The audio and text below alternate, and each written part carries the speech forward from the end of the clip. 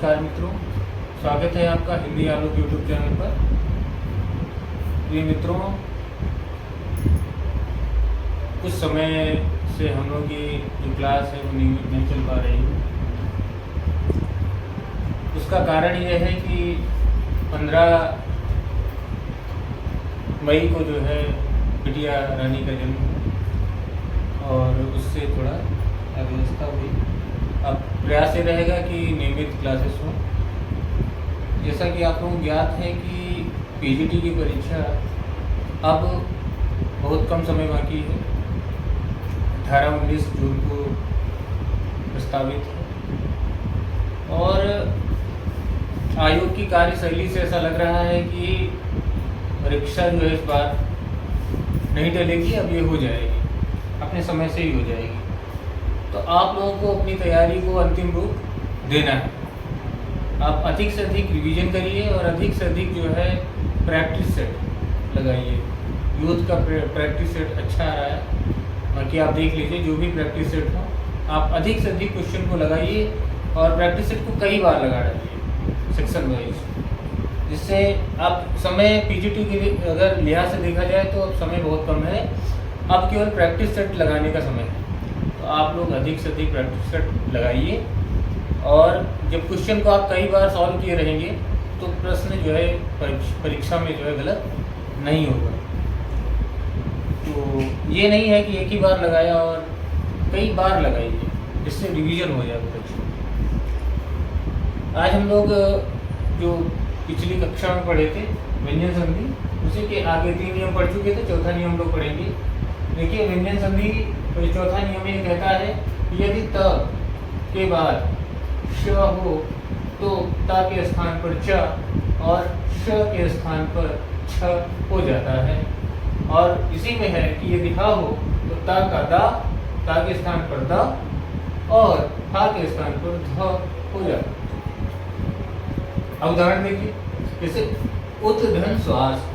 अब उत धन श्वास ये बनेगा उच्छ्वास। कैसे? देखो, उत ता के स्थान पर च हो गया, आधा ता आधा च हो गया, आदेश हो गया, है ना। ता के स्थान पर देखो च हो गया, फिर श के स्थान पर आधा श है तो आधा श आदेश हो गया। उच्छ्वास। उच्छ्वास क्या होता है? ऊपर की तरफ जो फेंकते हैं, उच्छ्वास। तत् धन शिव, इसी तरह तत्शिव बन गया, ता को च हो गया और श को छ आदेश हो गया। यदि हा हो तो ता क्या दा और हा का धा हो जाता। देखिए उद धन हार। अब देखो ता के बाद क्या है? आया, तो ता का क्या हो जाएगा? ता का जो है, देखो ता का जो है दा हो गया, उद और हा का धा हुआ, उद्धार बन गया। उद धन हार उद्धार बन गया। 5वां नियम देखिए, यदि किसी स्वर के बाद छ आए तो छ से पहले च का आगम होगा। च मतलब हलंत च मतलब आधा च का आगम होगा। देखो किसी स्वर के बाद मतलब पहला जो पद है उसके अंतिम में अगर स्वर है और उसके बाद जो दूसरा पद आ रहा है उसका प्रारंभिक जो वर्ण है वो यदि स्वर है, उसके बाद यदि छ आ जा रहा है, दूसरे पद के प्रथम वर्ण छ हो जा रहा है, तो अब ये होगा इस नियम के अंतर्गत कि उस छ के पहले आधा च हलंत च का आगम होगा, अलग से आ जाएगा। जैसे देखो उदाहरण देखो, जैसे अनुधन छेद। अनुधन छेद में देखो ना के बाद उ है, उ स्वर है। अब देखो छ आया, इसके पहले आधा च का आगम हो जाएगा, अनुच्छेद, ये लिखा अनुच्छेद। उसी तरह परिधन छेद, परिच्छेद। उसी तरह विधन छेद, वी में भी ई देखो स्वर है, अब स्वर वा और ई, इसको तोड़ोगे वो हल और ई, ई के बाद छाया विच्छेद। उसी तरह आधन छादन आच्छादन। ठीक है। इसके बाद हम देखते हैं नियम 6 है, यदि म के बाद स्पर्श व्यंजन आए। अब स्पर्श व्यंजन आप लोग पढ़ चुके हैं।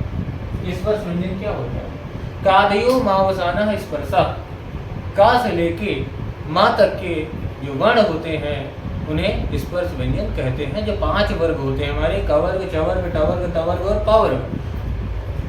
प्रत्येक वर्ग में 5-5 वर्ड होते हैं, तो ये जो 25 होते हैं ये हमें स्पर्श, ये क्या, इन्हें क्या कहते हैं, स्पर्श व्यंजन कहते हैं। जब हम लोग वर्णमाला पढ़े थे तो हम लोगों ने इसको ठीक से समझा था। अब ये जो का से मा तक है इनको स्पर्श व्यंजन कहते हैं। क्यों कहते हैं? क्योंकि ये कहीं ना कहीं मुख विवर में स्पर्श होके जो है निकलते हैं, उत्पन्न होते हैं। अब देखिए कह रहा है यदि माँ के बाद स्पर्श व्यंजन आए, यानी का से माँ तक आए, तो माँ का या तो अनुस्वार हो जाएगा, अंकी बिंदी आ जाएगी, अथवा विकल्प से क्या हो जाएगा, जो बाद वाला वर्ण है उसका पंचम वर्ण हो जाएगा। अब देखो जैसे संकल्प लिखा, सम धन कल्प। अब सम धन कल्प में देखो माँ के बाद क्या आया, स्पर्श व्यंजन आया। तो इसके दो ऑप्शन है, या तो माँ के स्थान पर हम क्या कर लेंगे, माँ का हो जाएगा अनुस्वार, यानी संकल्प ऐसे लिख देंगे। कल्प तो वैसे ही है, माँ के स्थान पर क्या हुआ, माँ की जगह सामने अंग लग गई, तो संकल्प अनुस्वार लग गई। और या फिर विकल्प से हम क्या करेंगे, अथवा इसका पांचवा, तो का वर्ण का है, का पांचवा कौन होगा, का वर्ण का पांचवा कौन सा होता है। अब का मतलब ये है कि का हो खा हो, अगर पांचवा कहेंगे तो पांचवा उस वर्ग का अंग है, तो का पांचवा अंगा हो गया। तो ये बन जाएगा विकल्प से संग अंगा, माँ है तो आधा अंग, संग हलंत, संग और फिर कल्प। ऐसे उसी तरह समधनगति या तो संगति बनेगा या संगति बनेगा। आपने संस्कृत में देखा होगा इस तरह संगत लिखी होती है। तो हम लोग हिंदी में टाइपिंग सुविधा के लिए इस तरह हम लोगों ने मान लिया इसको कि पंचमाक्षर जगह अनुस्वार लगेगा। उसी तरह अलम धनकार बहुत इंपॉर्टेंट है। अलम धनकार या तो अलंकार बनेगा, जैसे आप लोग देखते हो पारंपरिक रूप से, या आपने देखा संस्कृत में इस तरह भी लिखा जाता है अलंकार। तो इसमें जो है अंग माँ का अनुस्वार हुआ, और या फिर बाद वाला जो निका है इसका पांचवा हो गया। तो का पांचवा क्या, काबर का पांचवा अंगा, अलंकार हो गया। तो ये तीन नियम आपकी समझ में आ गए होंगे, ये महत्वपूर्ण है। इसके अलावा हम देखते हैं एक नियम होता है कि यदि माँ के बाद माँ आ जाए तो क्या होगा, तो द्वित्व हो जाता है, माँ का द्वित्व हो जाता है। जैसे देखो हम इसको हटा देते हैं, इसका स्क्रीनशॉट ले लीजिए पहले।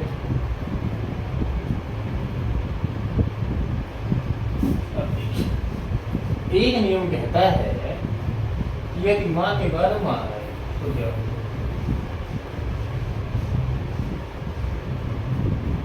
यदि माँ के बाद माँ आए, यदि माँ के बाद फिर माँ आए, ये नियम कहता है कि यदि माँ के बाद माँ आए तो क्या होगा, माँ का द्वित्व। द्वित्व क्या होता है, एक ही व्यंजन जब दो बार आ जाता है आधा और पूरा करके, उसको द्वित्व कहते हैं। नेट में पूछा गया तो द्वित्व मतलब एक ही व्यंजन जब दो बार आता है। संयुक्त व्यंजन क्या होता है, अलग अलग तरह के व्यंजन मिलकर एक हो जाते हैं, संयुक्त होता है। और जब एक ही व्यंजन दो बार आ जाता है आधा और पूरा करके, उसे द्वित्व व्यंजन कहते हैं। तो द्वित्व हो जाता है जैसे समधन मिश्रण, समधन मिश्रण तो क्या बनेगा, ये बन जाएगा आपका सम्मिश्रण। सम्मिश्रण। उसी तरह समधन मान सम्मान हो जाएगा। समधन मान क्या बनेगा, सम्मान। ठीक है, देख लीजिए, स्क्रीनशॉट ले लीजिए।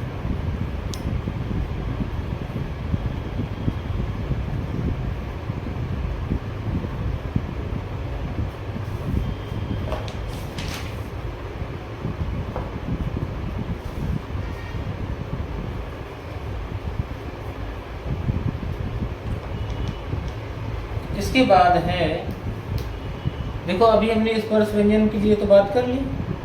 अब एक नियम होता है, यदि माँ के बाद, कहते हैं यदि माँ के बाद अंतस्थ या ऊष्म व्यंजन आए तो क्या होगा। माँ के बाद क्या हो, या तो अंतस्थ हो और या फिर ऊष्म व्यंजन आए अंतस्थ और ऊष्म व्यंजन आप समझते हैं। अंतस्थ होते हैं यार अलावा, ऊष्म होते हैं श श स क। तो अंतस्थ या ऊष्म व्यंजन आए तो क्या होगा, तो इसमें अब विकल्प नहीं रहेगा। जैसे उसमें पंचमाक्षर होता है, पांचवा अक्षर होता है और अनुस्वार होता है, तो इसमें पांचवा अक्षर होने का विकल्प ही नहीं है। क्योंकि अगर आप देखेंगे या रा ला व चार ही होते हैं, श श श ह चार ही होते हैं, मतलब पांचवा जब अक्षर होता ही नहीं तो पंचमा अक्षर कहाँ से विकल्प से आएगा, तो केवल अनुस्वार का ही ऑप्शन होता है। जैसे उदाहरण देखिए, जैसे हम कहें समधन यम, अब समधन यम क्या बनेगा, अब देखिए आप सम, अब देखो उसमें देखते थे एक जो जब यहाँ पर स्पर्श आता था तो एक तो विसर्ग आता था, एक पंचमाक्षर। अब अगर यहाँ पंचमाक्षर का देखें भी तो या का पांचवा क्या होगा, या रा ला व पांचवा होता ही नहीं, तो केवल अनुस्वार का ही ऑप्शन, तो ये बनेगा संयम, संयम बन जाएगा। उसी तरह संयम हो गया, इसी तरह समधनवाद, समधनवाद ये क्या बनेगा, ये बनेगा समवाद। समधन रक्षण ये क्या बनेगा, संरक्षण, जिसको कहते हैं। देख लीजिए इसका स्क्रीनशॉट ले लीजिए।